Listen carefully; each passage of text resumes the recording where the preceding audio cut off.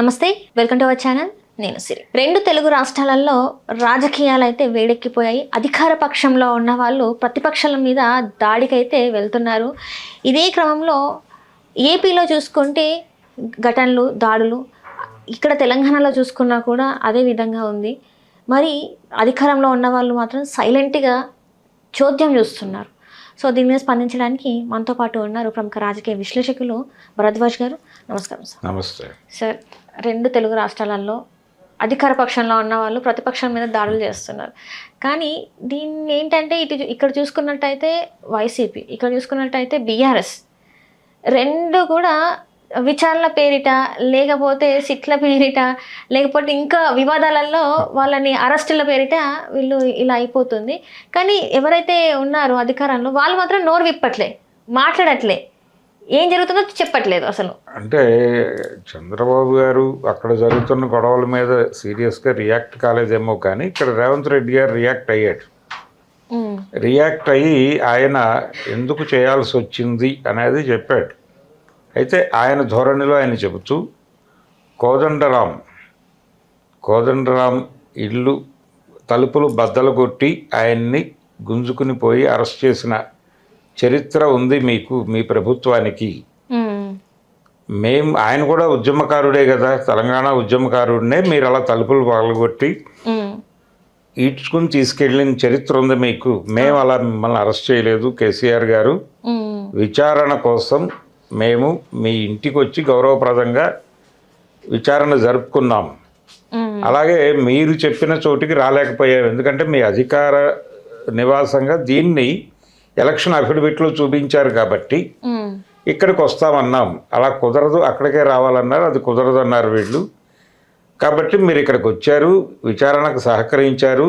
విచారణలో మీ దగ్గర నుంచి తెలుసుకున్న నిజాల ఆధారంగా ఏం చేయాలో అది తర్వాత తెలుస్తుంది. కాబట్టి ఈ లోపల మీ మీద ఏదో ప్రభుత్వం దాడి చేసింది అన్నట్టుగా ప్రచారం చేయటం ఎంతవరకు కరెక్టు అని చెబుతూ ఆయన చాలా ఉదాహరణలు ఇచ్చాడు.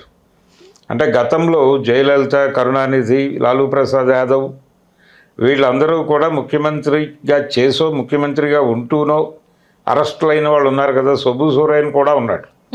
సిబు సోరెన్ నిజానికి ఆ రాష్ట్రాన్ని తీసుకొచ్చినటువంటి నాయకుడే. జార్ఖండ్ ముక్తి మోర్చా పేరుతో ఆయన రాష్ట్రానికి నాయకత్వం వహించాడు, కేసీఆర్ లాగానే. కాబట్టి ఆయన మీద అవినీతి ఆరోపణలు వచ్చినప్పుడు ఆయన్ని కూడా అరెస్ట్ చేశారు.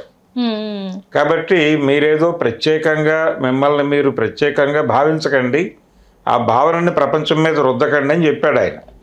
అంటే చాలా ప్రిపేర్డ్గానే ఉన్నాడు రేవంత్ రెడ్డి గారు. ఇది ఒక గొడవ, అంటే ఏపీలో జరుగుతున్న స్థాయిలో లేదు. ఇక్కడ ఏదో ఒక కేసులో ఇరికించాలి, ఏవో 2-3 కేసులు అందరి మీద పెట్టేస్తే బాగుంటుంది అనేటువంటి ఒక ఆతృత కనిపిస్తోంది తెలంగాణ ప్రభుత్వంలో.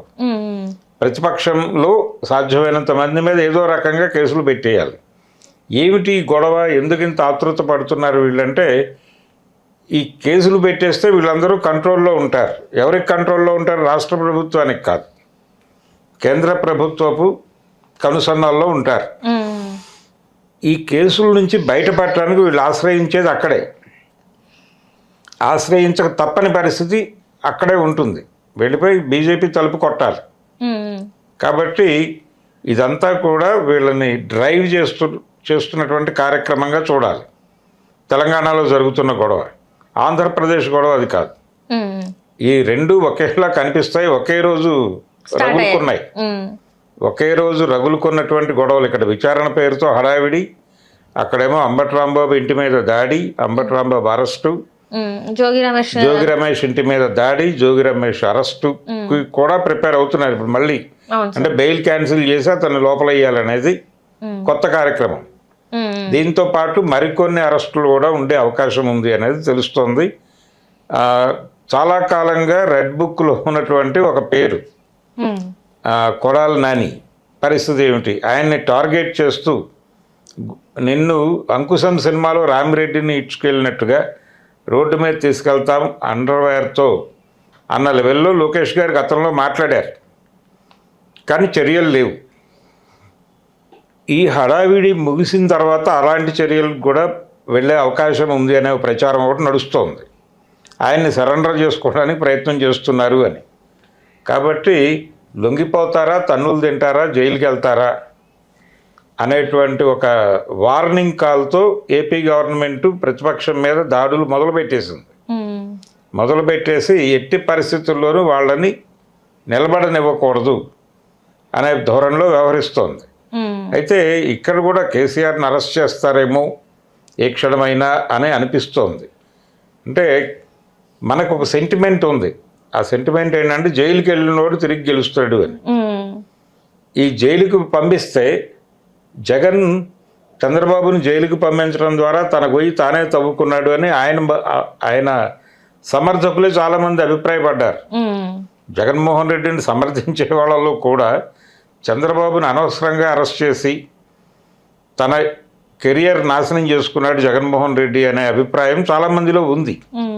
కాబట్టి ఇప్పుడు చంద్రబాబును లేకపోతే మరొకరిను అరెస్ట్ చేస్తే ఇక్కడ ఆ కండిషనే వస్తుంది. అంటే చంద్రబాబు నాయుడు జగన్ అరెస్ట్ చేస్తే మళ్ళీ జగన్కి ఛాన్స్ ఇచ్చినట్టుగా భావించాల్సి వస్తుంది. అలాగే ఇక్కడ కూడా తెలంగాణలో కూడా ఇప్పుడు కేసీఆర్ని అరెస్ట్ చేస్తే కేసీఆర్కి ఛాన్స్ ఇచ్చినట్టు అవుతుంది అని ఆందోళన పడుతున్న బ్యాచ్ కూడా ఉంది. అట్లాంటప్పుడు మరి ఈ విచారణతో ఎందుకు సార్ టైం వేస్ట్ చేయడం? టెన్షన్ పెట్టడం, పోలీసుల టైం వేస్ట్ అవుతుంది కదా. ఇక్కడ పోలీసుల టైం వేస్ట్ అయినప్పటికీ వీళ్ళని పొలిటికల్గా ఇబ్బంది పెట్టడం, జనంలో పలచన చేయటం, ఈ పలచన చేసే క్రమంలో సరెండర్ చేసుకోవటం. కానీ వీళ్ళని పిలిచింది విట్నెస్ లాగా కదా సార్. విట్నెస్ లాగా పిలిచి మీకు ఏమైనా తెలుసా అని అడగడానికి పిలుస్తున్నారు. ఇందులో అరెస్ట్ చేసే అవకాశాలు ఉంటాయంటారా సార్? మరి చెప్పలేము. అంటే వీళ్ళు అబద్ధాలే చెప్పారు, వీళ్ళు వాస్తవాలు వేరు, వీళ్ళు చెప్పింది వేరు, విచారణలో వీళ్ళు నిజాలు చెప్పడానికి సహకరించటం లేదు అని సిట్టు భావించి అరెస్ట్ చేయొచ్చు. చేయకుండా వదిలేయడానికి అవకాశం ఏమీ లేదు, చేయడానికి కూడా అవకాశం ఉంది. అక్కడ కూడా అరెస్టుల పర్వం జరుగుతోంది. జగన్ దాకా వెడుతుందా లేదా అనేది వేరే గొడవ. కానీ ఇక్కడ కేసీఆర్ని పక్కన పెట్టి మిగిలిన వాళ్ళని అదుపులోకి తీసుకునే అవకాశం ఉంది. అలా అదుపులోకి తీసుకోవడం ద్వారా ఒక సరెండర్ నోట్ రాయించుకుని వీళ్ళందరినీ వదిలిపెడతారు. కానీ ప్రస్తుతానికి బీఆర్ఎస్ ఓపెన్గానే బీజేపీ కాంగ్రెస్ కలిసి ఆడుతున్న గేమ్ అనే మాట నిన్న కేటీఆర్ మాట్లాడాడు ఓపెన్గానే. ఒక రకంగా వాస్తవం కూడా. అంటే రాష్ట్ర ప్రభుత్వం, కేంద్ర కాంగ్రెస్ వేరు, రాష్ట్ర కాంగ్రెస్ వేరు.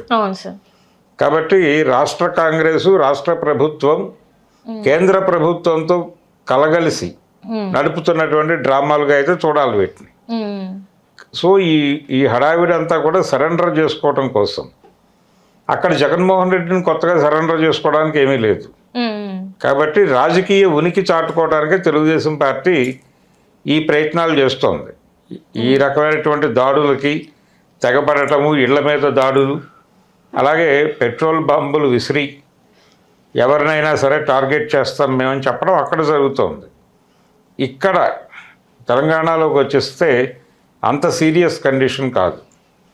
ఇక్కడ విచారణల పేరుతో వేధింపులు జరుగుతున్నాయి. ఇంకా సీరియస్గా అటాక్స్, మీద చేయి వేసే పరిస్థితి, లేకపోతే తీసుకెళ్ళి లాకప్లో పడేసే పరిస్థితి ప్రస్తుతానికైతే కనిపించడం లేదు. కానీ ఆ వైపు డ్రైవ్ అయినా అవ్వచ్చు.